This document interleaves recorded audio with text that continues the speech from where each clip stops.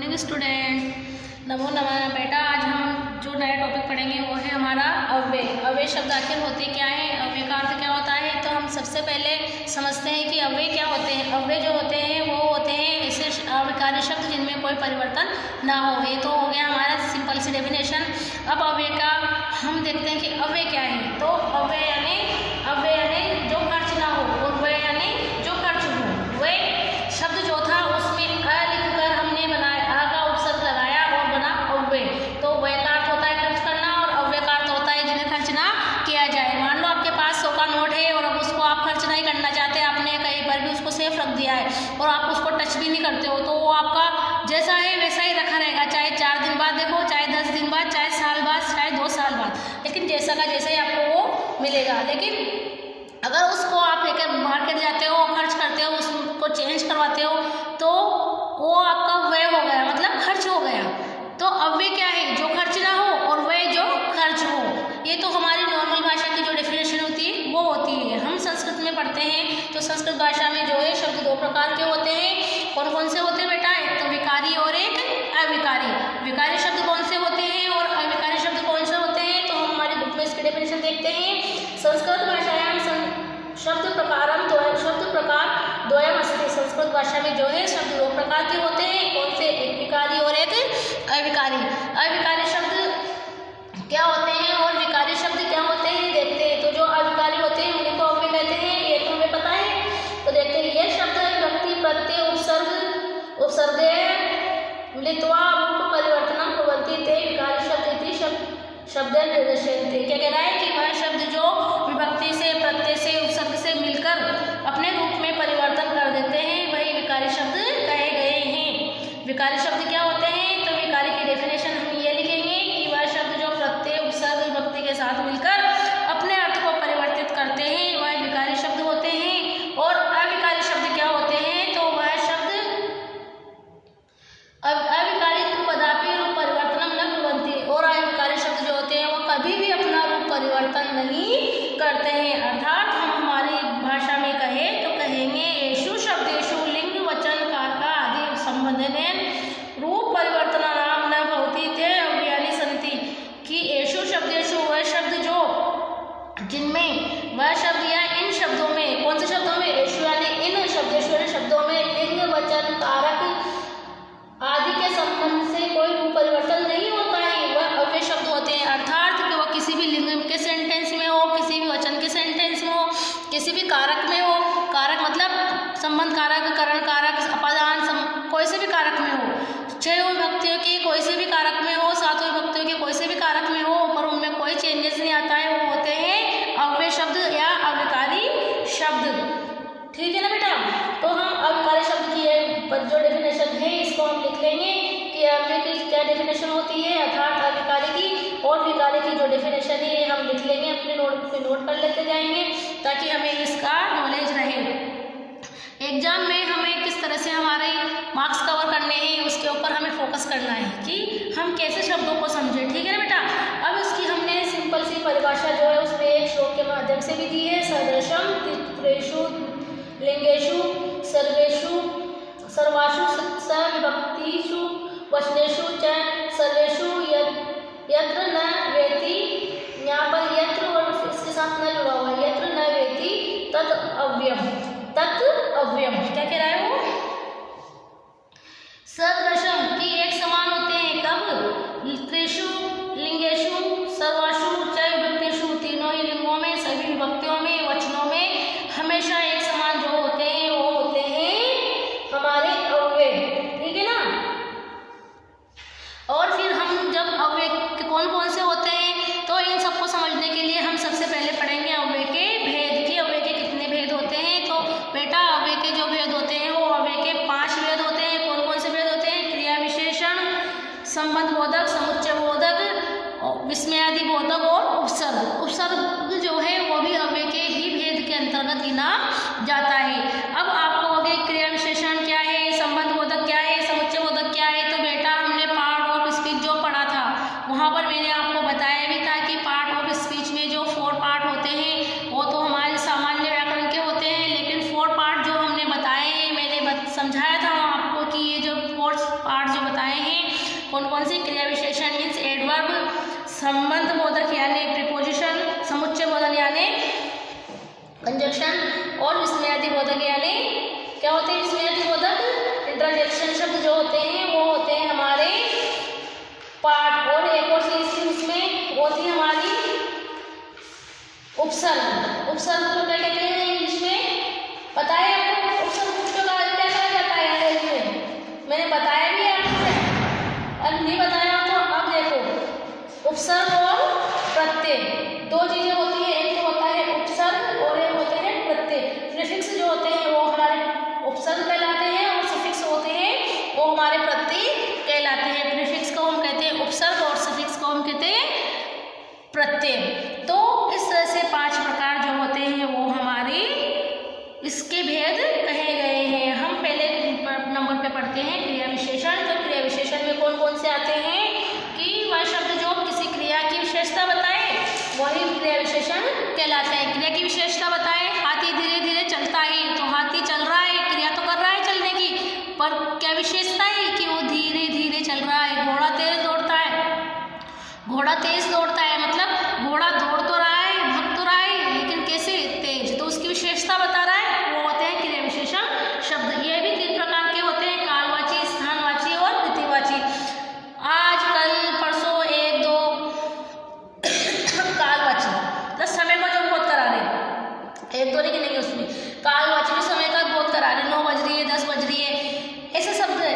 अशु, श्व, है, अद, है ना, 9 वादेन, 10 वादेन, 8 वादेन मतलब 9 बजे, 10 बजे, 8 बजे। इस तरह के जो शब्द होते हैं वो कालवाची होते हैं। स्थानवाची शब्द होंगे वो होंगे अत्र, तत्र, यत्र, सर्वत्र, ये होंगे हमारे स्थानवाची शब्द। और रीतिवाची जो हमारी रीतियों का हमें आभास कराए, तदामिनी, बहुधा, इदानीम, ठीक है ना, ये होते हैं हमारे। और इसको क्रियावाचक शब्द विशेषण को जो हम इंग्लिश में कहते हैं वो कहते हैं हम एडवर्ब। क्या कहते हैं? एडवर्ब, ठीक है ना बेटा। उसके बाद हम सेकंड नंबर पे आते हैं। तो सेकंड नंबर पे जो होता है हमारा होता है संबंध बोधक अव्यय। संबंध बोधक अव्यय कौन कौन से होते हैं? तो संबंध बोधक जो अव्यय होते हैं वो संज्ञा और सर्वनाम के बीच में संबंध को बताते हैं। कैसे? हमारा सेंटेंस है नगरस्य मध्ये एवं चिकित्सालय अस्ति की नगर के बीच में एक हॉस्पिटल है, गांव शहर के बीच में हॉस्पिटल है। तो नगरस्य में पहले षष्ठी विभक्ति आई है, क्योंकि जहाँ पर भी संबंध होगा वहाँ षष्ठी होगी, तो षष्ठी विभक्ति आई है। संबंध के कारक संबंध के साथ षष्ठी विभक्ति के उससे लगाएंगे हम कि नगर के मध्य में एक यानी बीच में, मध्य का अर्थ होगा बीच में एक हॉस्पिटल है। तो ये जो मध्य शब्द है ये हमारा अव्यय शब्द हुआ। ये ऐसा का ऐसा ही रहेगा। आप किसी भी सेंटेंस में अगर इसको प्रयोग में लाते हो तो ये मध्य कभी भी नहीं बदलेगा, इसमें कोई परिवर्तन नहीं होगा कि इसमें प्रथमा लगा दो, किसमें द्वितीय लगा दो, किसमें विसर्ग लगा दो, नहीं, मध्य है मतलब मध्य है, ठीक है ना। गांव के समीप एक नदी बहती है, ग्रामे समीप एवं नदी प्रवहती, गांव के समीप में एक नदी बहती है। तो ये समीप भी एक अव्यय शब्द हुआ सब, और ये भी एक अव्यय शब्द हुआ, ठीक है ना। उसके बाद आता है समुच्चय बोधक अव्यय। समुच्चय बोधक मतलब कंजक्शन। कंजक्शन कैसे होते हैं कि 2 वाक्यों को जोड़ना, 2 शब्दों को जोड़ना, अथवा का प्रयोग करना, ऐसे शब्द जो होते हैं वो हमारे कंजक्शन शब्द होते हैं। और संबंधवाचक होते हैं, जैसे संबंधवाचक शब्द समझ गए, प्रीपोजिशन जहाँ पर होंगे वो संबंधवाचक शब्द होंगे। कौन से होंगे? प्रीपोजिशन, ठीक है ना। संबंध सूचक शब्दों को कहते हैं प्रीपोजिशन और इनको कहते हैं समुच्चय बोधक शब्दों को कंजक्शन।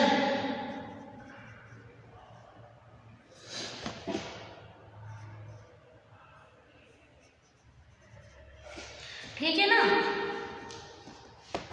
तो इस तरह से हम समझ जाते हैं कि जब हमें संस्कृत में उनका ट्रांसलेशन नहीं आता है तो हम जब हिंदी में हम हिंदी में जब उनको थोड़ा सा देख लेते हैं, संस्कृत इंग्लिश में थोड़ा सा उनको देख लेते हैं तो हमें शायद संस्कृत में भी वो समझ में आ जाए। कैसे कि भाई कंजक्शन क्या होता है। कंजक्शन तो आप सब जानते हैं कि 2 सेंटेंस को जो मिलाता है वो कंजक्शन कहलाता है, मतलब वो उनको बना रहा है मिलाकर।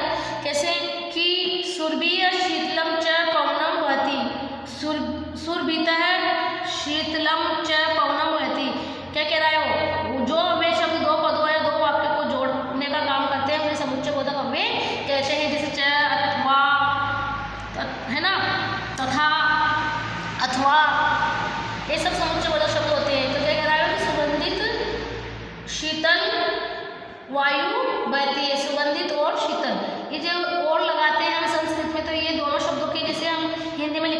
लिखेंगे सुगंधित और शीतल। नहीं, हम जब संस्कृत में लिखेंगे तो हम लिखेंगे सुरभिता है शीतला है च, ठीक है ना। हम लिखते हैं राम और श्याम, तो राम है श्याम है च। इस तरह से हम च का प्रयोग लास्ट में करते हैं और दोनों शब्दों के लास्ट बाद में, और अगर हिंदी में लिखते हैं तो बीच में करते हैं और इंग्लिश में लिखते हैं तो भी बीच में करते हैं, राम और श्याम। तो हम कैसे करेंगे, राम और श्याम को लिखेंगे तो और हम बीच में लगा रहे हैं, ठीक है ना।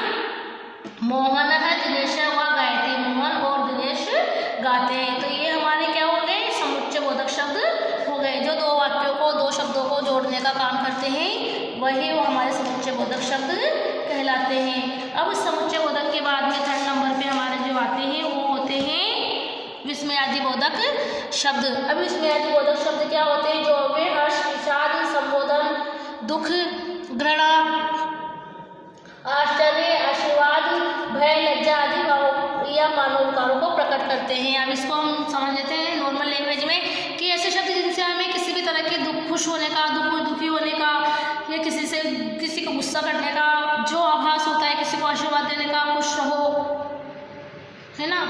तो जो हमें आभास होता है, जो हमारे मन में एकदम एक्साइटेडमेंट आता है, जिससे हम एक्साइटेड होते हैं, है ना, तो होते हैं विस्मयादि बोधक शब्द, और उनको इंग्लिश में कहते हैं इंटरजेक्शन, ठीक है ना।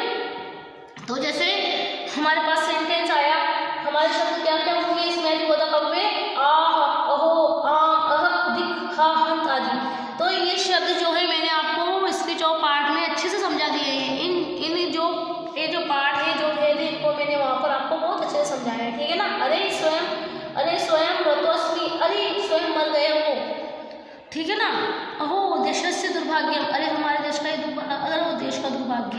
तो ऐसे शब्द जो है ये क्या होंगे, जैसे तो वेर, ओ माय गॉड, इंग्लिश में कहते हैं ओ माय गॉड, है ना। तो होंगे हमारे विस्मयादि बोधक शब्द। उसके बाद लास्ट नंबर पे आता है 5th नंबर पे होता है उपसर्ग, मतलब प्रीफिक्स।